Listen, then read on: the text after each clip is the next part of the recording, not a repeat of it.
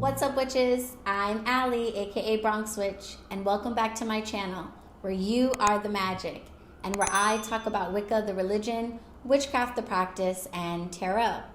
And in this video, I'm actually going to be reviewing a 2022 planner sent to me by the House of Ashe. So first of all, I want to give a huge thank you to Lily, also known as @AfroKalina on Instagram, for sending me this bundle of witchy goodness. I'm really excited about it. When Lily reached out to me and told me that she had created a 2022 planner that was specifically designed for witches who practice or who are learning more about hoodoo, voodoo, and other African spiritualities, I was like, yes, gimme, let me see. So I think this is really cool and I'm excited to get into it. So I love witchy calendars and planners. They usually have all sorts of helpful information on moon phases and pagan holidays, seasonal spells and rituals and things like that. But typically mainstream planners and calendars are, very Eurocentric, and they usually only include information about African spirituality very sporadically, if at all. I know personally that if you don't have an elder experience in African spiritualities or come from a line of practitioners, then learning how to venerate your ancestors and getting a handle on all of the different deities and spirits and saints and holidays can be really difficult. And it can be even more difficult trying to figure out how to incorporate these entities or these holidays and practices into your practice, or how to go about honoring entities or spirits if that's something that you are called to do. Now, I don't think that this is the only Afrocentric planner out there, so if you know of any that you've actually worked with, then let us know. Sidebar, we can all Google, so no need to Google Afrocentric planners. But if you've actually worked with one that you enjoy and find helpful, then please do drop it down in the comments and let us know about it. This is really the only one that I know about, so I'm excited about it. And I really am excited for a number of reasons. First of all, the contents of the beginning of the book. It starts off with an ancestor prayer that's really simple but very powerful in my opinion. I think this would make a wonderful prayer to say regularly at your ancestral altar or really at any other time. The intro also includes an interview by Queen Cotalia Meadows de la Pound, who's also known as Queen Co, the Hoodoo Queen, and she can trace her hoodoo and obeah practice through her family line, and she's just a wealth of information on African spiritual practices in the Caribbean and the Americas. She's here on YouTube. I'll link her down below.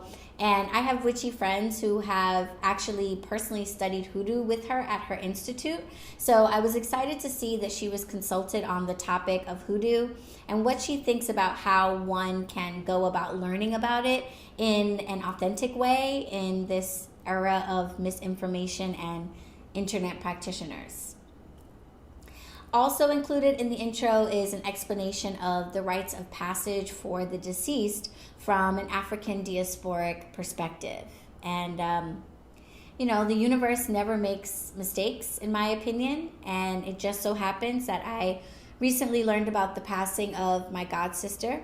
May she rest in peace. So it felt extra special to have this information included in the planner as I get ready to say goodbye to my loved one over the holidays that are coming up and get ready to honor her moving into the new year and in the years to come. The next thing I really like about this planner is the design. I really like the simple matte black cover, simple cover art, and completely blank design. Most of the witchy planners out there are very obviously witchy planners. They're eye-catching with witches and cats and crystals and things like that on the covers. And the African practices just don't have that kind of energy. The African diasporic practices come from people who were enslaved and often had to hide their traditional customs and spiritual practices. they did not have the luxury of running around with pointed hats, and honestly, they probably wouldn't want to if they were still with us. It's just a whole different vibe. So the fact that there is nothing on this book to indicate that it is anything other than just a regular old 2022 planner really feels right for that kind of energy. It's also really helpful for people who are in the broom closet still.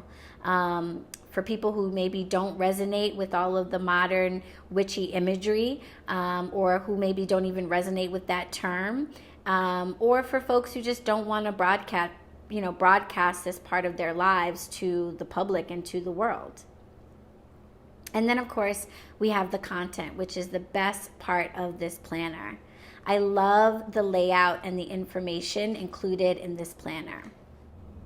And then we get into each month section, and this is the part that is so, so awesome. So this is January, and each month is basically set up similarly. And the first section that we have here is a section on divination.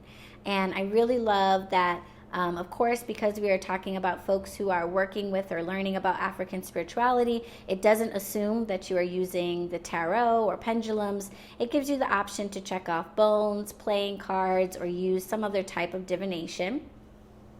And this section is really laid out exactly the way I do my month ahead projection readings. So if you get a private reading with me for a month ahead projection, this is basically what we're going to talk about. We're going to talk about what comes up, what opportunities are lying ahead, what challenges you might want to avoid, and basically where you're going to find yourself at the end of the month energetically. So this is a great way to kind of, peek off into the future and record your thoughts about what you expect spiritually in the upcoming month. And then we have an end of the month section that's really essentially left blank, and it's just your opportunity to talk about, as Lily says, things learned, things debunked, which is key, things you thought you knew that you learned better, things to keep in mind, and ways that you have grown over the month. Then we have a repeat of the full breakdown of the month, and she's included the moon phases, super, super helpful. And then probably one of the most exciting parts is this list of major feast days. And what's really, really cool about this is she has gone so thorough in covering all of the different African diasporic practices and making sure to mention the major feast days from all of them. And there are a lot, so I know this took her a lot of work. Then in this section, we have a goals section where you can write down, just your goals for the month. That's pretty standard.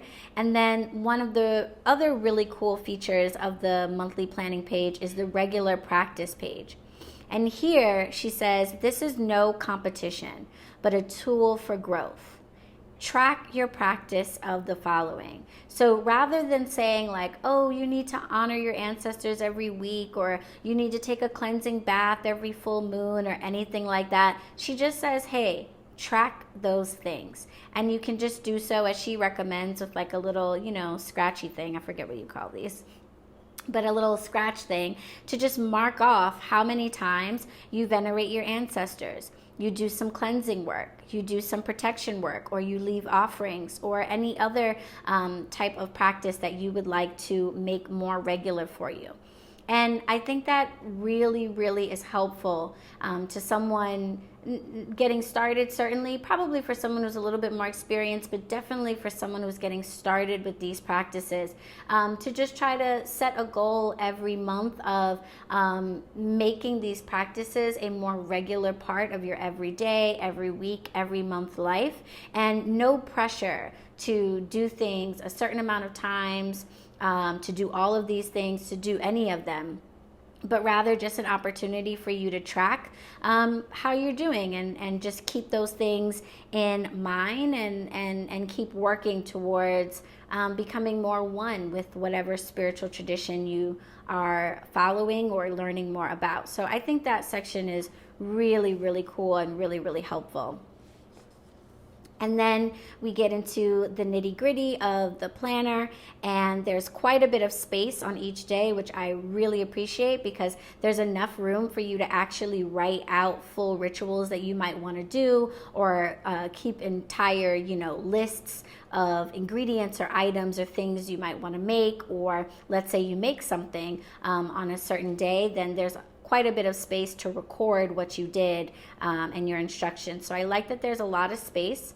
I like that she revisits the month as well, so that every week you don't have to go flipping back to look for the moon phases or anything like that. It's repeated every single page, which is cool.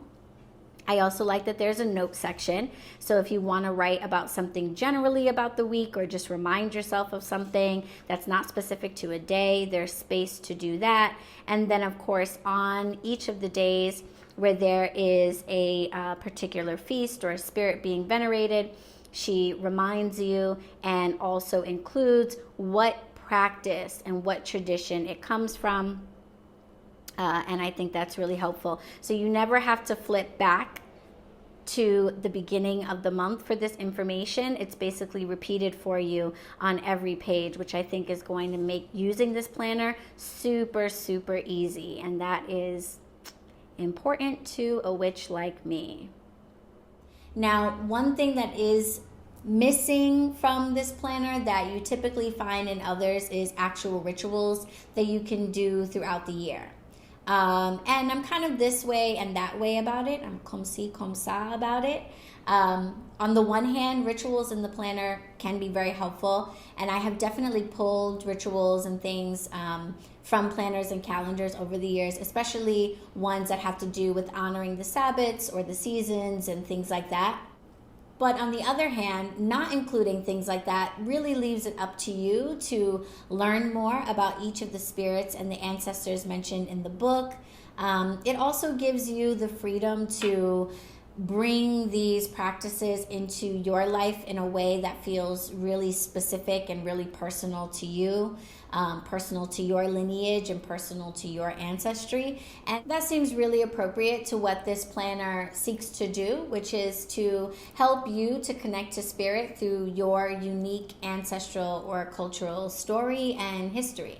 So I can understand why Lily probably decided not to include pre-written rituals other than the information about the death rites of passage at the beginning. It would also probably end up being a lot bigger of a book if she did that, and I personally appreciate the size. This will not be my main planner because I'm a dedicated paper planner keeper. I never use like digital or online calendars, so I need a lot of space to organize my business and my personal life. And this is really the perfect size for me to keep specifically just for my magical and spiritual life. And it's thin enough that I can keep it with my Book of Shadows. But keep in mind, there are no rituals in this book. So yeah. It probably goes without saying, but I definitely love this planner and would highly recommend it. I'm going to give it a 4.5 out of 5 cauldrons, mostly because I'm stingy and I don't know what it's going to take for me to give something 5 cauldrons, but I would say that this is probably as good as it gets in terms of a recommendation from me.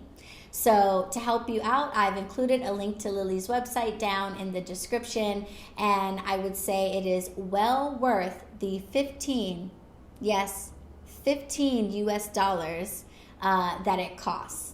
In fact, I think she could consider raising the price. So go and get your copy before she hears me say that and decides to change it.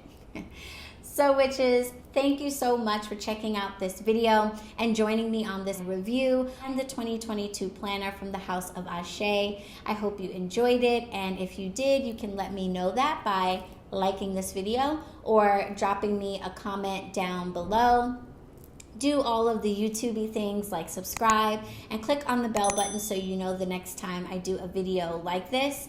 And I really want to encourage you guys to also check out BronxWitch.com, especially if you haven't been there in a while. There is a lot going on here at BronxWitch HQ coming up in the month of January. I can't go over it all right now, right here, so BronxWitch.com is the best place to learn about all of it.